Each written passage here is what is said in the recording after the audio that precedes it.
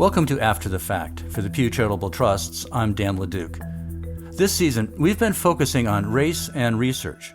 And one of the elements of our conversations has been the lack of people of color in the STEM fields: science, technology, engineering, and math. Women, overall, are underrepresented in those fields. The Pew Research Center reports that although women make up about half of the STEM workforce, most are in health and life science fields. There aren't nearly as many in engineering, computers, and the physical sciences. The American Association for the Advancement of Science's If-Then program is working to change that and inspire a new generation of women.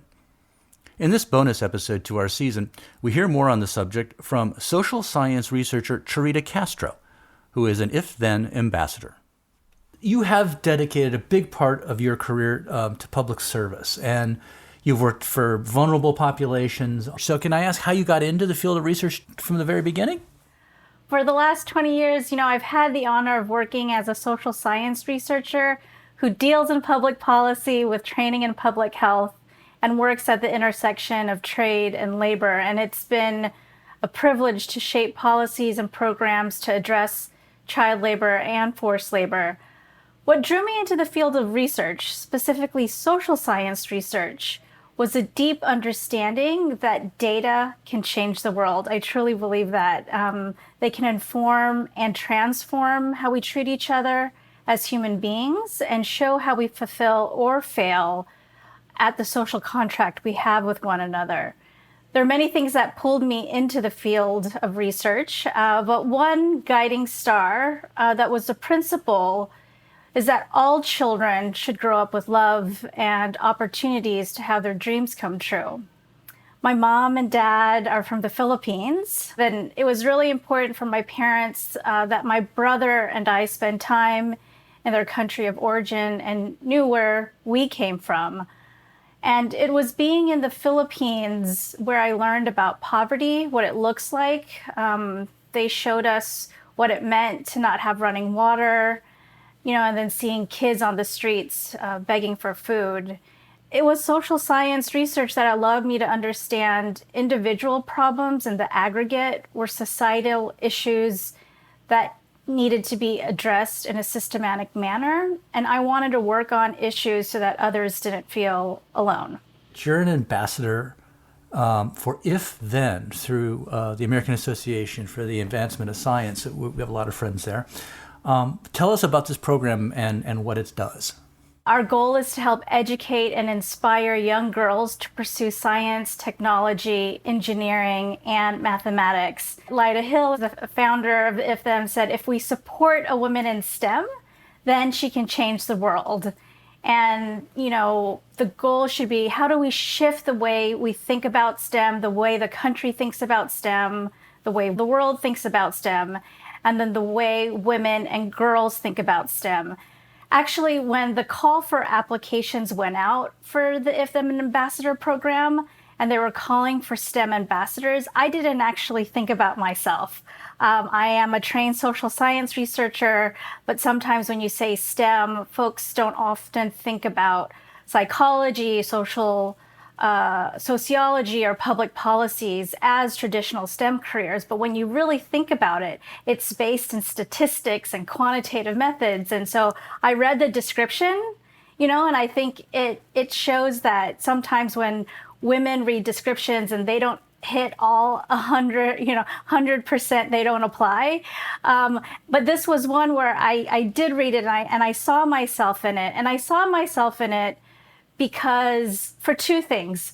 One is when I was coming into the field of social science research, specifically child labor, it was Filipina women in the Philippines who were helping spark the global movement against child labor, using their talents in STEM to help end child labor. And these women later became my mentors.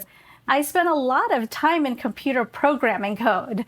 I think we know of the program, the If-Then codes, and so the program just resonated with me, and it was a way for me to pay it forward as a role model to girls, specifically girls in the Asian American community. One of the most important things about being a person of color is that I've understood that where you've lived, what you lived, also determines where you put your scientific focus. Well, that's an important point about lived experiences and how they can be a real asset when it comes to developing research priorities and designing methodologies or surveys. What role does diversity play in the research and science workforce, and how does it contribute to innovation? When I think about the role diversity plays in research and science and shifting the landscape of innovation, two things for me come to mind. First, we have to ask ourselves, why are we asking the questions of diversity and inclusion in the first place? And that's because we have historically excluded groups in participating fully in creating a just society. Second, I think about what can science teach us about the importance of diversity and innovation, and not just diversity, but inclusion, equity, and accessibility. Over my career, I've worked with the International Labor Organization and national statistical organizations in collecting national representative child labor data in over 90 countries. And as you know, in data collection speak, the National Representative Quantitative Household Survey is the gold standard. And why is it the gold standard? And I think this is where science can teach us about why diversity is important. It's the gold standard because the population of interest is represented. It's the best of what statistics can offer based on a sample. In the same way, we can't innovate if we don't have diversity in science, because that means we don't have the best minds at the table. And oftentimes, I hear we can't find diverse candidates. Well, I think science also teaches us if we want a representative population in our study, we have to develop right sampling frames. That involves being creative and in adjusting our measurement frameworks to reach our populations of interest so that they're easily captured in this sample. And I think what that means for the workforce is that we have to go to where the populations are so that we can hire a diverse workforce to have the best minds. You've had great exposure directly to how that works in the field. Can you share an example of how you've seen the benefit of greater diversity actually support innovation? I'd like to actually share two key examples of how that shows itself in the workplace. So in 1999, I came across the estimate of 250 million child laborers. And it was that indicator that changed something inside me.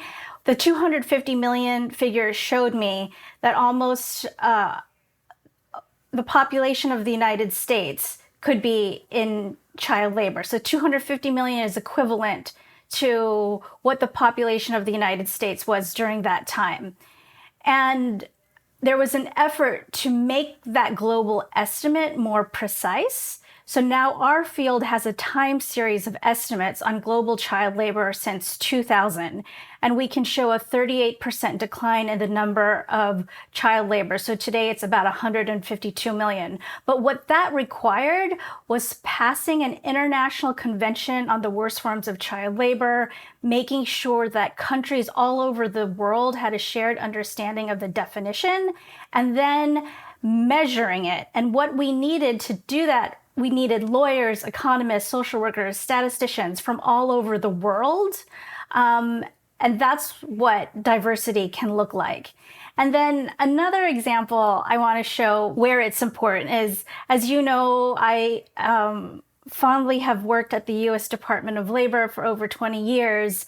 And one of the accomplishments that our team is very proud of is the Sweat and Toil app, which covers over 130 countries on child labor and forced labor. The Sweat and Toil app is a mobile application that has about 1,000 pages of research covering 3 different congressionally mandated and presidential directive reports. It includes the Secretary's findings of the worst forms of child labor, the Department of Labor's list of goods produced by child labor and forced labor, and then a forced child labor list. And what it does is show what goods are produced with child labor and forced labor.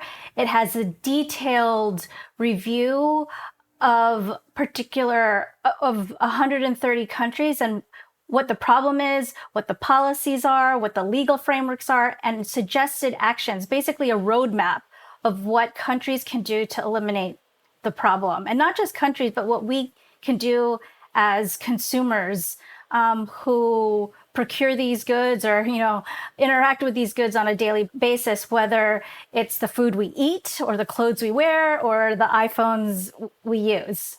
And what that required was also having a diverse skill set and best minds. We worked with the Presidential Innovation Fellows from the White House on the computer end. We had computer programmers. We had UI, UX, user interface, user experience technicians on board with us. We had artists, graphic designers, knowledge experts. So this shows you that when you bring the best minds together from diverse backgrounds and skill sets, you can produce something quite beautiful. A lot of change will come as the workforce of the research field changes for people like yourself. What has your experience taught you that you'd like to pass on to other young people of color, women who might be contemplating this research field, but as you said maybe a moment ago, aren't sure they can fit in because they don't check every box? So one of the reasons I wanted to do the If Then Ambassador program, because it's quite a funny story, because growing up, I didn't really like to study, as my mother would say. I really liked to play. And I think it's because I couldn't connect what I was studying in school to the outside world. It wasn't until, teachers who showed me how to connect the subjects I was learning in school to the betterment of society that I became really excited. And part of not connecting with school is I did not like math. And it wasn't until the 5th grade, I don't know if it was the 4th or the 5th grade, one of those, my mother realized, oh my God, my daughter doesn't know her multiplication tables.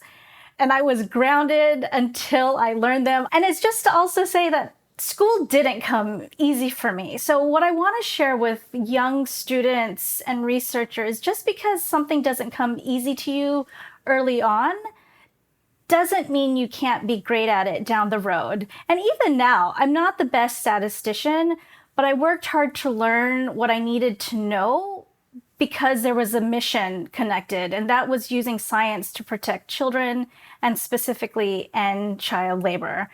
I'm now at a job at the Office of the United States Trade Representative, and I'm still learning about trade. But what I do know is labor, and I also know my value. I know my life experience coupled with my academic training and professional experiences, and these bring new perspectives to scientific investigation and policy making. And you will feel insecurities along the way, and it's important to have a community that you can speak with. And you'll have to work to get there, but you can, and I did. How do you see the research field changing, or maybe not changing, in light of this past year? I mean, we have faced a pandemic.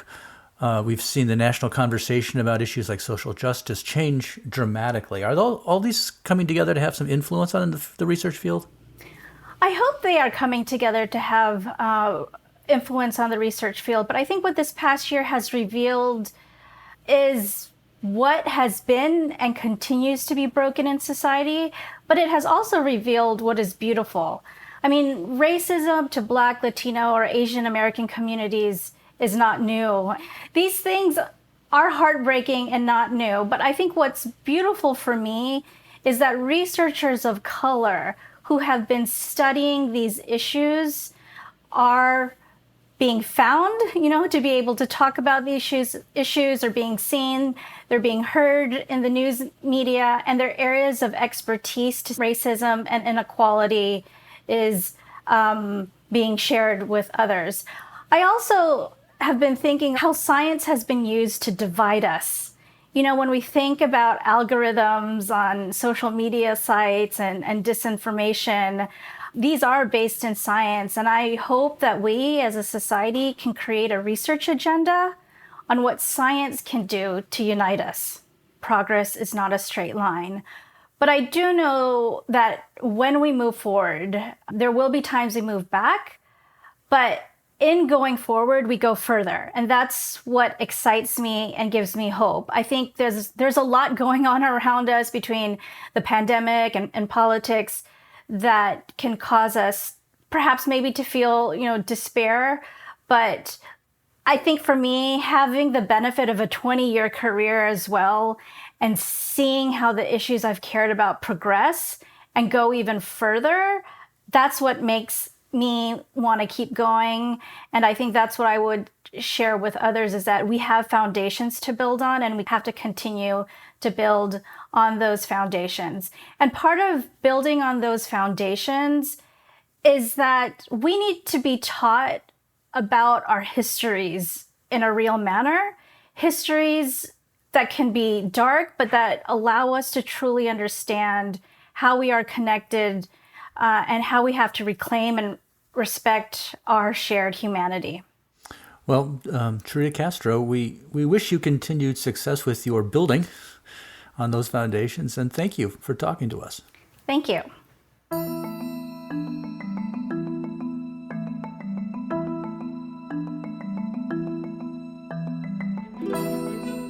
A quick update. Since our interview, the estimated global number of child laborers has increased from the 152 million that Charita mentioned to 160 million, according to the International Labor Organization.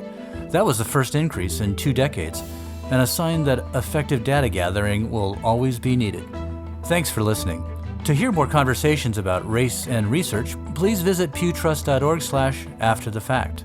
I'm Dan LeDuc, and this is After the Fact from the Pew Charitable Trusts.